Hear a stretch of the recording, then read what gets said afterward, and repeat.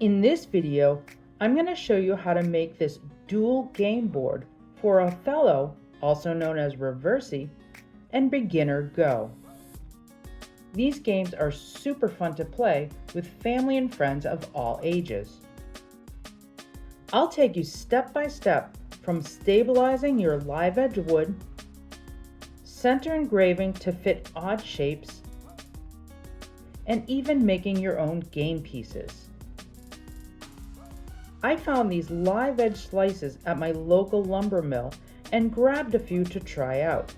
However, any slab, burl, or even dimensional lumber will do for this project. Start by passing through a thickness planer or just a rough sand to flatten and smooth surfaces. These do not need to be perfect. Actually, imperfection is part of the appeal for these boards. I started with 80 grit paper on my orbital hand sander, then worked up to 220 grit. I like to stabilize the wood to prevent it from cracking as it ages. This piece was very dry, and the lighter sapwood was soft and punky. Penetrating epoxy is very thin with an almost water-like consistency, and it gets soaked up by the dry wood fibers. This epoxy will really soak through and penetrate deep inside the wood. It then binds with the fibers and will cure hard and solid. You will have to apply this in several coats and will also have to do this on both sides. You can see here how this wood is quickly absorbing this epoxy. I like to let this dry for at least 2 days. I'll often do multiple boards at once, and then I'll put them aside until I'm ready for projects. This makes the process much more efficient if you're in a production mode. And here's what it looks like once it's dried. I filled in the wormholes with a fast-curing UV resin. A UV light is needed to cure this, and that's when I discovered that the treated wood had a glow under the light, which was a super cool surprise. Now we'll prepare the board for engraving. A quick sanding will create a flat and consistent surface.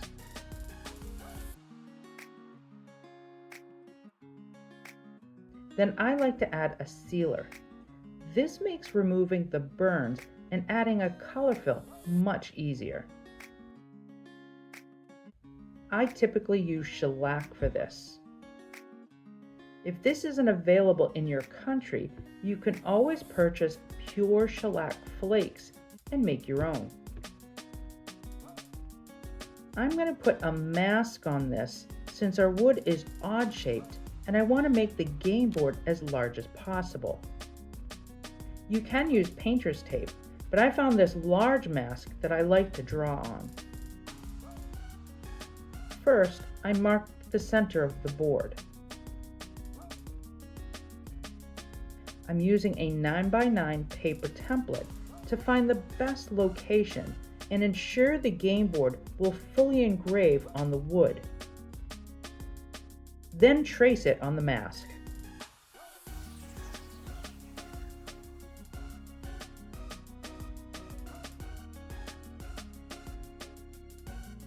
You'll see it's not exactly in the center of the wood, so you'll need to find the center of the square.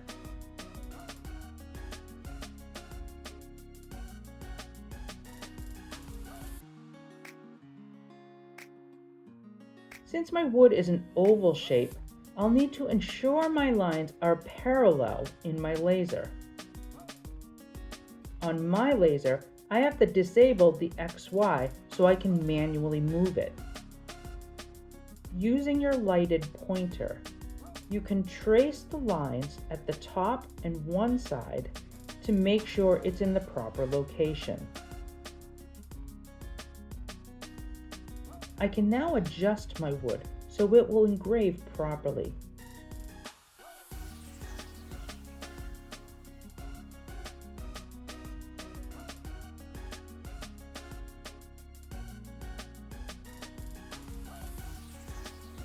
Once they line up, you'll want to put your pointer on the center point for our center engraving. I like to create a cut line on my design. This will allow me to double check that the design will engrave properly on the board. You want to do a high speed of about 100 and a low power of about 5. This is enough for my laser to just mark the tape. You'll really need to play with these settings on your own laser to make sure that it doesn't actually cut all the way through, which would leave marks on your wood. So this looks good. Now I'm going to run the engraving job. I like to do a deep engrave because I'm going to be adding a color fill.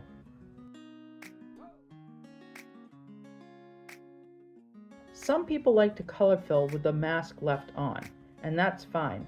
But since I prepped the surface with the sealer, I prefer to remove the mask. I feel the paint gets under the tape and sometimes it's more difficult to clean off. I'm doing a simple color fill technique here with just black acrylic paint. I use a small flat head brush and apply the paint into the engraving in small sections. Then just wipe off with a wet paper towel.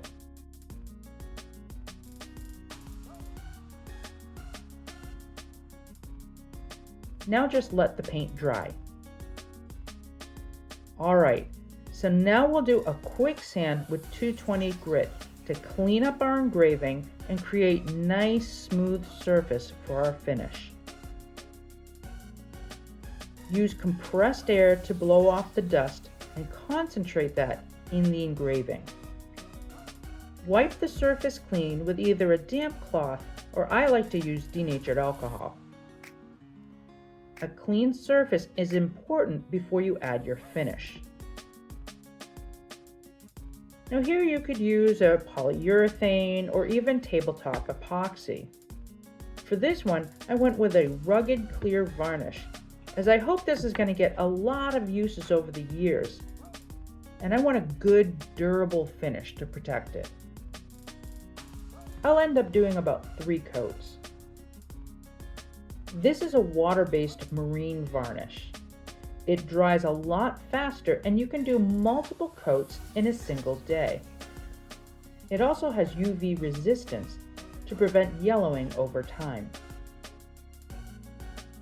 Now for the game pieces, I use 1/4 inch Baltic birch plywood that's been pre-treated with shellac. Here, I'm just adding acrylic paint to the top.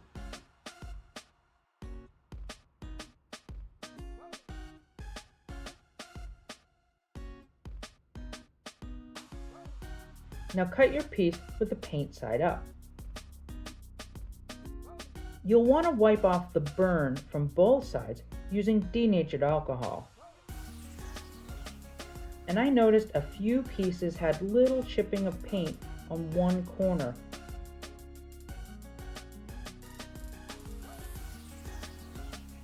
So I'm going to fix this by doing a light spray on the top of all of these.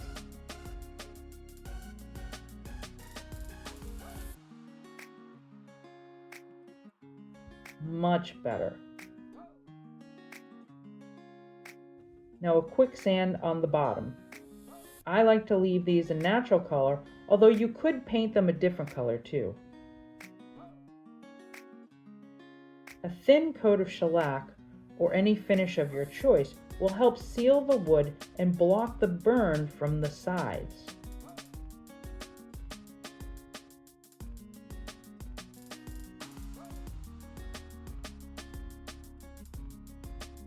For the Go pieces, I just pour resin in a mold. Choose your colors from a pigment powder and mix it into your resin. The key here is to use a thick set epoxy, as it's very slow to cure and thus producing less bubbles in your game pieces. These small ones work for beginner Go, and Mancala boards, and you can get these silicone molds from Amazon. And here's the finished game board. It's truly stunning and will hopefully be used by your family for generations. Don't forget to give us a thumbs up and subscribe to our channel. Your continued support means a lot to us. Thanks for stopping by, and we'll see you next time.